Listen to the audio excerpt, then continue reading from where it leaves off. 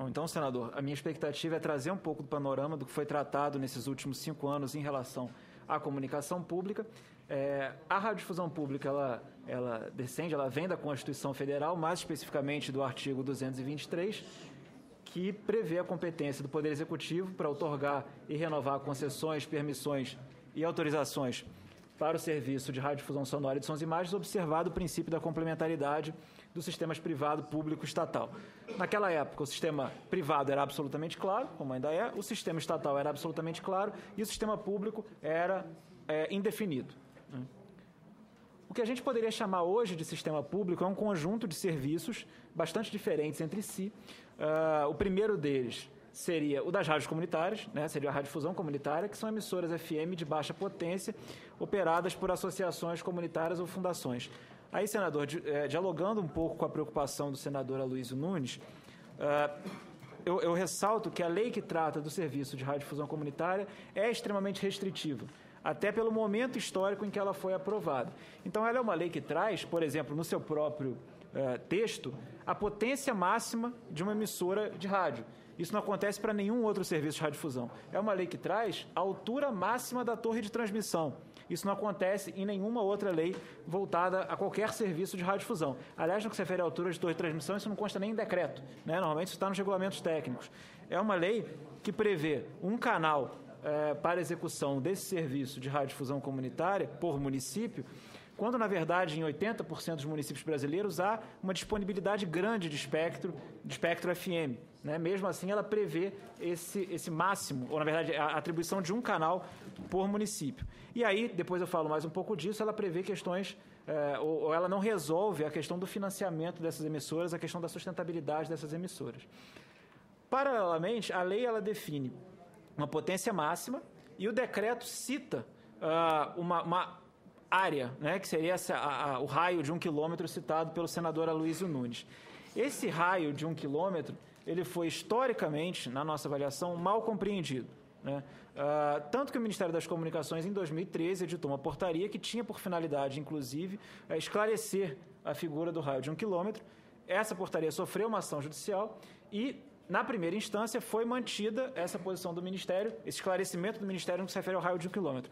Ora, para qualquer emissora de radiodifusão, a cobertura é um cálculo, ou, na verdade, é uma referência teórica em função da potência. Né? Ela não significa que o sinal será interrompido naquele marco. Né? O que vale para se definir a cobertura é uma potência, e é isso que é feito em relação a qualquer serviço de radiodifusão. Então, o raio de 1 quilômetro é uma referência teórica, mas isso não significa dizer que o sinal da emissora terá obrigatoriamente que ser interrompido, fechando, né, ao ultrapassar esse 1 quilômetro. Bom, voltando.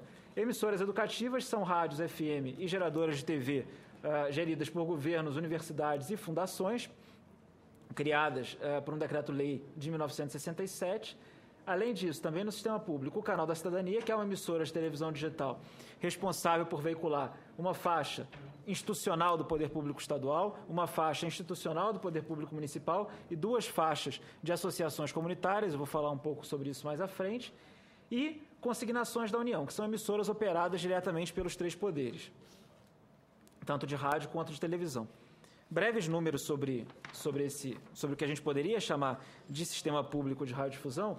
Hoje existem 4.724 rádios comunitárias atuantes em 70%, pouco mais de 70% dos municípios brasileiros. Esse número de 4.724 rádios comunitárias, ele é quase igual ao total de emissoras FM e AM somadas no país, FM e AM comerciais. Né? E essas rádios comunitárias estão num número muito maior de municípios que as emissoras comerciais. Além disso, o Ministério das Comunicações, nos últimos anos, tem outorgado cerca de pouco mais de 100 novas emissoras por ano. Né? No que se refere à radiodifusão educativa, são 498 emissoras FM e 208 geradoras de televisão. Canal da Cidadania, temos um canal autorizado, que é o canal de Salvador. A emissora educativa vinculada ao governo estadual local pediu para, na sua migração digital, se multiprogramar como um canal da cidadania. Isso foi autorizado pelo Ministério das Comunicações. Temos 360 pedidos de outorga, sendo 14 em fase 2. E aí, falando um pouco desses números. Primeiro, quando a gente fala de 360 municípios que já pediram sua outorga, muitas vezes somos questionados, olha, esse número não é muito baixo. A comparação que eu costumo fazer é com o total de geradoras de televisão comerciais existentes no país hoje, né, que é algo em torno de 550. Ou seja, de 1950, quando nasce a televisão no Brasil, até 2015, 65 anos de televisão no país, temos 550 geradoras de televisão comercial outorgadas no país, mais ou menos 550. Em 2 anos e meio, que é o período de existência do Canal da Cidadania, temos já 360 pedidos de outorga. Me parece um número bastante alto, né? Até surpreendentemente alto, eu diria. Não achava que a resposta ao Canal da Cidadania fosse ser tão boa quanto tem sido. Desses 360 pedidos de outorga, as prefeituras têm que entregar uma documentação e depois o Ministério das Comunicações e a Anatel incluem o canal no plano básico e solicitam um projeto técnico dessas emissoras. É o que chamamos de fase 2. Ou seja, 14 desses pedidos, em 14 desses municípios já houve a entrega de toda a documentação, já houve um canal incluído no plano básico e o Ministério das Comunicações solicitou o projeto técnico. Eu vou ler esses 14 municípios, que são aqueles onde a implantação do canal está mais adiantada.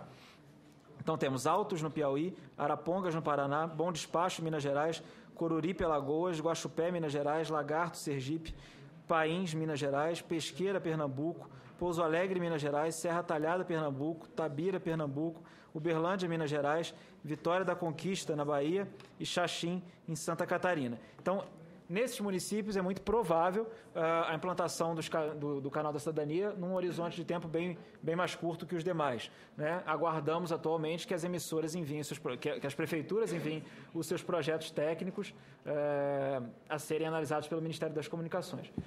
Não tem nenhum na Amazônia?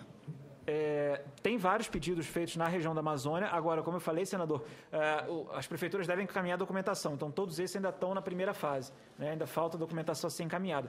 Na lista no site do Ministério das Comunicações, eu posso enviar também essa lista depois, tem todos os pedidos que foram feitos por todas as prefeituras do país. Com a vossa permissão, presidente, só rapidamente, para não perder a oportunidade da pergunta,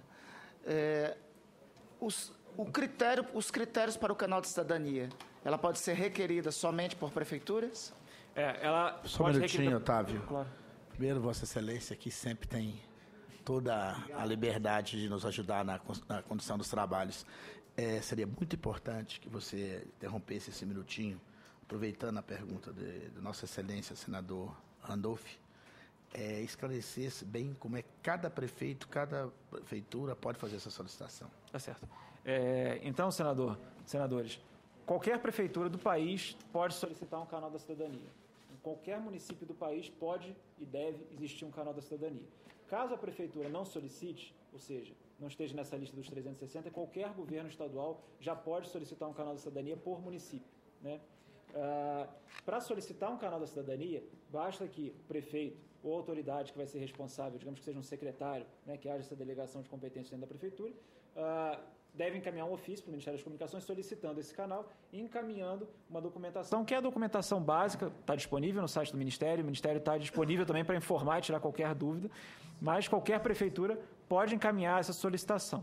Como isso ocorre? Então, conclui-se o processo de outorga, é um processo de outorga de televisão, como tantos outros, concluído no Ministério das Comunicações, vai para a Casa Civil e vem aqui para o Congresso. Finalizado esse trâmite, essa estação vai ter 4 faixas de programação simultaneamente. Uma faixa institucional da Prefeitura, uma faixa institucional do Governo do Estado e 2 faixas de associações comunitárias que têm que ser abertas à participação de toda a comunidade. A Prefeitura ou o Governo do Estado que detém a outorga não pode, em hipótese alguma, interferir na programação veiculada nas outras faixas. Ela deve receber essa programação e veicular tal como veio. As associações comunitárias serão selecionadas pelo Ministério das Comunicações por meio de avisos de habilitação públicos, tal como ocorre hoje com rádios comunitárias. Por quê? Para evitar uma tendência em alguns municípios, ou uma possibilidade em alguns municípios, de apropriação dessa faixa comunitária por forças políticas locais. A ideia é que as associações comunitárias veiculem uma programação plural e sejam abertas à participação de toda a comunidade. E isso é conferido quando analisamos a documentação encaminhada pelas entidades. Alguma dúvida sobre esse ponto ainda? Senador? Não? Ok.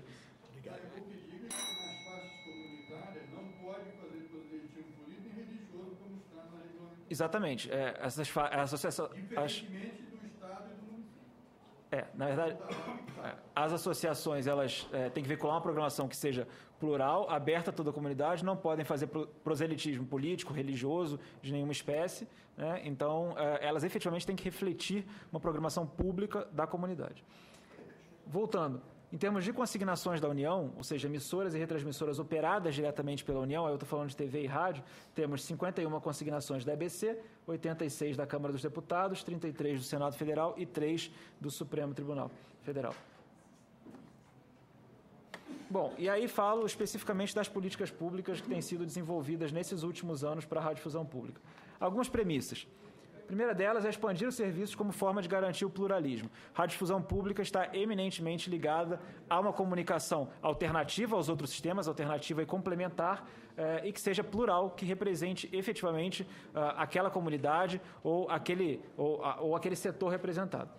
Desburocratizar os processos de outorga, conferindo mais celeridade a esses processos, ampliar a transparência nos processos de outorga e assegurar a programação com natureza pública e aberta à participação da sociedade. Agora eu vou explicar algumas das iniciativas tendo em vista essas premissas. Antes disso, um breve quadro normativo do que foi feito nesses últimos anos pelo Ministério das Comunicações. Não vou falar sobre cada uma dessas portarias, mas notem que foram 3 portarias de radiodifusão comunitária, mais 3 de radiodifusão educativa, que estabeleceram para a radiodifusão educativa critérios objetivos para as outorgas. Antes elas eram outorgas discricionárias, agora existem critérios objetivos para essas outorgas. Consignações da União, uma portaria que regulamenta, e portarias que regulamentam os canais da cidadania, da educação e da cultura, como falado pelo Fernando, que me antecedeu. A expectativa das universidades públicas e privadas é que tenham seu espaço no canal da educação como uma faixa de programação. No caso do canal da educação e do canal da cultura, o Ministério das Comunicações, com o MEC no primeiro caso e com o MINC no segundo caso, regulamentaram esses canais, mas a divisão das faixas de programação compete ao MEC e compete ao MINC. Isso vai ser alvo de uma regulamentação posterior de ambos os órgãos. Doutor Otávio, eu estava com uma pergunta reservada ao senhor, mas faço agora. Na semana passada, nesta comissão, nós discutimos o aspecto que o senhor focou agora da transparência nos pedidos. Nós temos recebido aqui muitos projetos de outorga para relatar e muitas vezes, quando vem de associações de emissoras comunitárias, não vem a identificação, a qualificação dos responsáveis, dos proprietários. Então, isso pode se prestar, como até num caso isolado, num caso do Rio Grande do Sul, havia um personagem que não era recomendável para ser responsável por uma emissora de rádio por ter antecedente criminal. Então, já que estamos tratando desse assunto, e pela autoridade que o senhor tem lá no Ministério, que procurasse regular a obrigatoriedade da qualificação dos diretores das associações, das entidades, rigorosamente, todos aqueles que têm responsabilidade pela emissora comunitária. Era isso. Ok. Precisaria analisar esse caso específico, senador, mas desde 2011, ainda numa revisão, na nova portaria de 2011, né, nova portaria naquela época, o Ministério já solicita documentos para comprovar questões de idoneidade dos dirigentes das entidades, tanto de radiodifusão comunitária como de qualquer outro serviço de radiodifusão, né?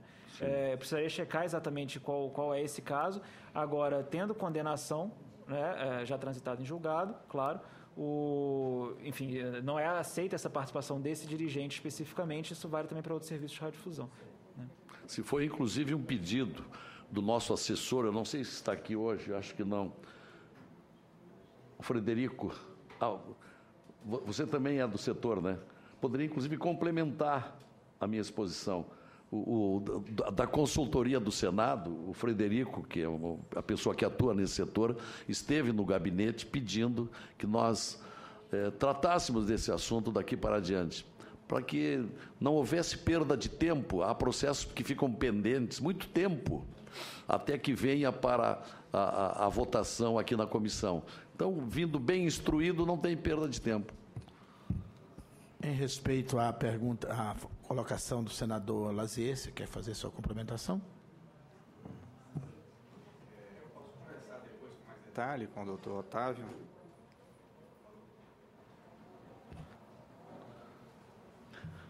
Numa reunião de comunicação, estamos tendo um problema de comunicação. Agora parece que funcionou. Eu posso conversar com mais detalhes com o doutor Otávio ao final, para não obstruir a discussão, mas acontece também de muitas outorgas antigas estarem ainda aqui no Senado. Então, tem coisas com mais de 10 anos ainda rodando aqui. Exato. Mas, realmente, houve algumas evoluções, ainda há alguns pontos que a gente poderia sugerir algumas melhorias, mas eu creio que, assim, para não sair demais do foco. Mais um minuto para você, Otávio. 2 minutos, tá bom? Eu acho que vou correr, senador, vou correr. Você vai correr? Então, 3 minutos. Tá bom. O Ministério das Comunicações está aberto, claro, a esse diálogo. Inclusive, tem um GT, constituiu um GT para a desburocratização dos processos de outorga de radiodifusão, onde tem analisado a documentação necessária. Mas, enfim, a gente pode conversar sobre esse caso posteriormente. Bom, voltando, aí tentando falar bem rapidamente sobre cada um desses itens. Em termos de expansão do serviço de radiodifusão, o Ministério criou uma rotina de planos nacionais de outorga, que são calendários publicados com bastante antecedência de todos os municípios que serão contemplados ao longo dos meses seguintes, normalmente anos seguintes. O primeiro Plano Nacional de Outorgas foi criado justamente para o Serviço de Radiodifusão Comunitária, para 2011, e depois um Plano Nacional de Outorgas para 2012 e 2013, que contemplaram 1.856 municípios, o que dá mais ou menos um terço do país. Foi um esforço gigantesco no sentido de atender a imensa demanda reprimida pela execução por esse serviço, né? Foram contemplados todos aqueles municípios onde não havia rádio comunitária e onde havia uma demanda reprimida registrada no Ministério das Comunicações, que no nosso jargão a gente chama de CDIs. Além disso, o Ministério divulgou na semana passada um Plano Nacional de Radiodifusão Comunitária 2015 até 2017, contemplando mais 761 municípios. Também, em relação à radiodifusão educativa, foram já feitos 2 planos nacionais de outorgas, um primeiro com 230 municípios, tanto para FM quanto para TV, e agora também, na semana passada, foi divulgado na semana retrasada, um novo, contemplando 236 municípios para a radiodifusão educativa. Acho que o senador quer fazer uma... Então, doutor Otávio, rapidamente, no minuto que falta, concedido aí pelo presidente, queria perguntar a Vossa Excelência qual tem sido a atuação do Ministério das Comunicações e, se tem, junto com a Anatel, em relação aos abusos de rádios que se denominam de comunitárias e, na verdade, estão a serviço do fisiologismo, do clientelismo, do proselitismo e de outros ismos políticos. O Ministério tem fiscalizado, a fiscalização abrange ou vem muito em termos de denúncia, ela nasce muito em função de denúncias, mas até por estar previsto no plano plurianual, o Ministério tem fiscalizado todas as estações de radiodifusão de qualquer serviço sobre diversos aspectos ao longo de 4 anos. Especificamente em termos de possíveis abusos, seja do serviço que for. No caso de rádios e TVs, que se dizem comunitárias. Isso, a minha sugestão encaminhe sempre a denúncia para o Ministério, denúncia@comunicações.gov.br ou por ofício. O Ministério tem feito essa fiscalização. Várias emissoras de radiodifusão comunitária, assim como outras, foram sancionadas no que se refere, por exemplo, à veiculação de proselitismo, à vinculação com grupos específicos e serem comandados por entidades fechadas. Então, o Ministério tem sancionado essas emissoras. A própria lei de radiodifusão comunitária ela prevê que uma emissora, que as sanções cabíveis são advertência, multa e, no caso de reincidência, ou seja, tem que acontecer 2 vezes, revogação da portaria de autorização. Doutor Otávio, me permita, me permita reiterar aqui, a fiscalização deve estar chegando até o limite do Rio Amazonas, porque a margem esquerda do Rio Amazonas, no local do Brasil chamado Amapá, que fica entre o platô das Guianas e a planície amazônica, a fiscalização não existe. E não é por falta de reclamação. Só da minha parte, com os ministros que antecederam do governo Dilma I e com o atual agora hoje ex-ministro Bezuini, tem pelo menos 4 reclamações feitas. Uma dessas reclamações foi ao presidente da Anatel diretamente, feita por 2 membros da bancada de senadores do Amapá. E o Amapá, literalmente, não há nenhum tipo de fiscalização sobre o que ocorre lá. Deve ter algum local no Brasil que exista tanto abuso quanto no Amapá. Mais que no Amapá não existe. Uma família só tem 16 concessões de rádio. 15 delas, uma família política. 15 delas se dizem, Soter, comunitárias. O Paulo ainda não foi no Amapá, mas espero que ele saiba disso. 15 se dizem comunitárias. 2 televisões, uma se diz comunitária. E não tem fiscalização nenhuma. Essa família conseguiu aqui, trocando os votos do então senador por concessões de rádio em diferentes governos, e que me parece que pela proximidade e relação política da família, da poderosíssima família, que tem vínculos diretos com o ex-senador José Sarney, e talvez pela relação política que tem com o governo, porque não há outra razão além disso, não acontece fiscalização. Entram em cadeia de rádio, fazem proselitismo político, fazem todo quanto é tipo de proselitismo, utilizam as rádios em serviços particulares, 15 concessões de rádio no interior comercializam, que deveriam ser rádios comunitárias. Então, me permita, Otávio, e desculpe o exagero, o excesso, mas é a 20ª vez que eu vou falar para uma autoridade do Ministério das Comunicações. É a 20ª. E eu não reclamei só como cidadão, e não há diferença entre cidadão e parlamentar, mas eu não reclamei somente como cidadão, foi como parlamentar. E não foi só eu, foi quase toda a bancada de senadores do estado do Amapá. Mas não sei se tem alguma proteção especial, se houve um pacto firmado de que na margem esquerda do Amazonas, ali onde está o Amapá, não é território nacional, e lá o banditismo político pode correr solto, principalmente com concessões de rádio. Então eu peço, mais uma vez, para o Ministério das Comunicações, eu espero que não tenha limites políticos para isso, porque até hoje tem claramente limites políticos.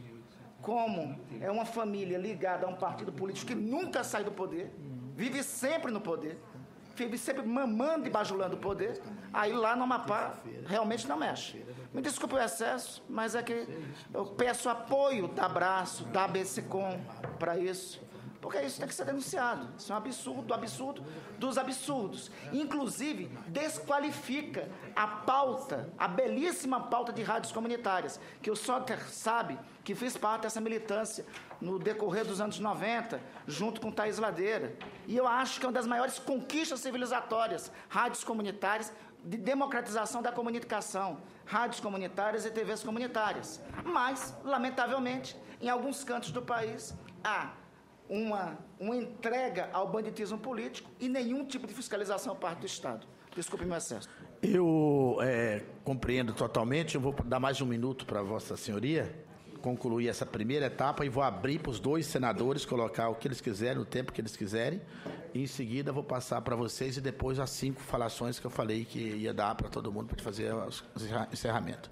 Então, mais um minuto. Senador, o que eu posso me comprometer é internalizar essa reclamação e verificar essa situação. Tenho certeza que, na minha época... A responsabilidade não é sua. Eu entreguei para o ministro Bezoin a última vez. E foi com esperança enorme que nós entregamos. Lembro que na minha época de responsável pelo departamento, diretor do departamento responsável pela fiscalização, sancionamos várias emissoras no Brasil por pertencerem, por terem vínculos com entidades políticas, entidades religiosas, o que é proibido pela lei de radiodifusão comunitária. Realmente não lembro de um caso específico do Amapá, mas lembro de vários outros estados. Então o que eu posso fazer é levar essa nova reclamação ao Ministério das Comunicações. Bom, agora, bom, rapidamente, então, senador, sem querer me alongar... Você vai ter mais fala? Brevemente sobre os outros itens das premissas, em termos de celeridade processual, redimensionamos equipes e revisamos fluxos operacionais. Vou pular os detalhes disso. Só, vamos fazer um silêncio aí, pessoal, por favor. E buscamos a desburocratização dos processos de outorga, até a criação de um grupo de trabalho, nesse ano, do qual participam todas as entidades representativas de radiodifusão, só para citar alguns exemplos, com as revisões de portarias desse ano. No caso de radiodifusão comunitária, o número de documentos a serem apresentados para novas outorgas caiu de 33 para 7, e no caso de radiodifusão educativa, de 18 para 4. Especificamente em relação à transparência, e tentando correr, senador, divulgamos os planos nacionais de outorga, calendários públicos divulgados com antecedência para que todas as entidades possam se preparar, e temos atualizado e disponibilizado uma série de informações no site do Ministério das Comunicações que não constavam da própria página, ou seja, relação de emissoras, relação de solicitações de outorga, dados sobre cada aviso de habilitação, etc., etc. Além disso, estamos numa fase avançada de informatização dos processos, o que vai permitir também algumas medidas no que se refere à transparência da tramitação desses processos para toda a sociedade. Em relação à participação social na gestão e na programação, como eu falei antes, temos previsto em norma que as emissoras de radiodifusão comunitária, as associações que são por elas responsáveis, têm que ser abertas à participação de todo e qualquer indivíduo, todo e qualquer residente na comunidade. Também previmos, na norma das consignações da EBC, na norma de consignações da União, que aquelas emissoras que são de responsabilidade da EBC operadas em parceria com parceiro, têm que ter também as instâncias de mecanismo, as instâncias de participação social com as quais conta a EBC. Por exemplo, conselhos consultivos, ouvidorias. Isso vale, por exemplo, para uma emissora recente que foi concedida nesses moldes, uma emissora de rádio para a EBC, que será operada em parceria com a FRJ, no Rio de Janeiro, e que está sendo construída, ela vai ter que ter um conselho curador, vai ter que ter uma ouvidoria. Regulamentamos o canal da cidadania e garantimos também, em norma, a abertura das entidades comunitárias à participação social e previmos mecanismos de participação em outras consignações da União, canais da educação e canal da cultura. Na verdade, no caso do canal da cultura, esses mecanismos estão em discussão para uma portaria ser firmada pelo Ministério da Cultura. Considerações finais, senadora, me permita mais alguns segundos. Avanços estruturantes no campo da radiodifusão pública dependem de alterações legislativas. Acreditamos que fizemos muito nesses últimos anos no Ministério das Comunicações, mas para resolver problemas que são centrais à radiodifusão pública, vou falar deles à frente, precisamos determinadamente de mudanças nas leis em vigor. Por outro lado, para dificultar essa situação, existe uma clara falta de consenso no Congresso Nacional sobre para onde caminhar, ou seja, quais são as alterações cabíveis ou factíveis no caso da radiodifusão pública. Cito um exemplo. Por um levantamento que eu fiz ontem, apenas usando o termo radiodifusão comunitária, constatei que existem mais de 45 projetos de lei em tramitação no Congresso Nacional. A imensa maioria na Câmara dos Deputados, alguns até vieram do Senado. Vários desses projetos estão nas suas primeiras comissões ainda, já há bastante tempo. O próprio Poder Executivo já encaminhou, se não me falha a memória, em 2009 ou 2010, um projeto que tratava de radiodifusão comunitária. E a Lei 9.612, que é a lei que regula esse serviço, só foi alterada 2 vezes. Uma vez em 2001, por uma medida provisória, na época em que sequer se votava a medida provisória, ela entrava em vigor e continuava em vigor até ser apreciada, e uma vez em 2002, por um projeto de lei que corrigia a questão dos 3 anos de outorga. Inicialmente se falava em 3 anos de outorga para rádios comunitárias, um projeto de lei mudou a Lei 9.612, criando a figura, ou criando o prazo de 10 anos, que é o prazo constitucional. Isso desde 98, ou seja, em 17 anos de vida da Lei de Radiodifusão Comunitária, ela só foi modificada 2 vezes. O primeiro desafio significativo para a alteração legislativa é a conceituação de sistema público. Aí, senador Randolph, me parece fundamental que se garanta numa lei quais são os mecanismos para impedir a vinculação de emissoras do sistema público a grupos determinados. Ou seja, emissoras do sistema público devem ser abertas à participação de toda a sociedade. Um segundo ponto fundamental, e aí eu fecho essa minha primeira intervenção, essa minha primeira fala, senador Hélio, é o tratamento do modelo de financiamento, da sustentabilidade das emissoras públicas. Cito 2 exemplos. A lei que criou, a medida provisória transformada em lei que criou a Empresa Brasil de Comunicação, ela estabelece um rol de mecanismos de financiamento que são basicamente todos, à exceção de publicidade comercial. Me parece fundamental que, ao se discutir sustentabilidade das emissoras públicas, se parta, eu não digo que na verdade que se parta desse conjunto de fontes de financiamento, Ou seja, daí para mais, Precisamos discutir, precisamos avançar nos mecanismos de financiamento da radiodifusão pública a partir daquele rol de fontes que foi criada na lei da EBC. E várias dessas fontes sequer valem hoje, pelo texto legal, para rádios comunitárias, quando já deveriam estar valendo, quando já poderiam valer. E aí sim, dialogando com a preocupação do senador Aloysio Nunes, se fazer um debate sobre radiodifusão, sobre publicidade comercial, que é o grande tema em debate no que se refere à sustentabilidade dos meios de comunicação, tanto públicos quanto privados. Volto ao exemplo da radiodifusão comunitária.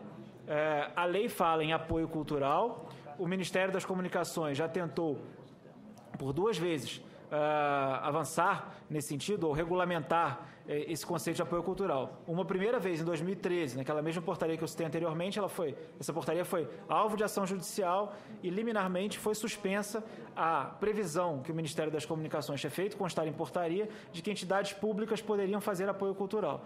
Agora, em 2015, mais uma vez o Ministério volta ao tema da regulamentação do apoio cultural e já há uma nova ameaça de ação judicial contra o conceito previsto na portaria.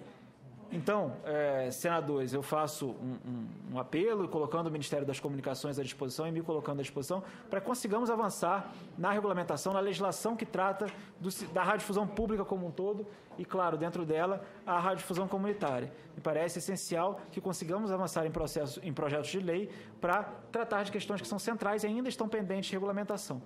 Eu agradeço mais uma vez a participação, o convite para participar dessa audiência pública e me coloco à disposição. Obrigado.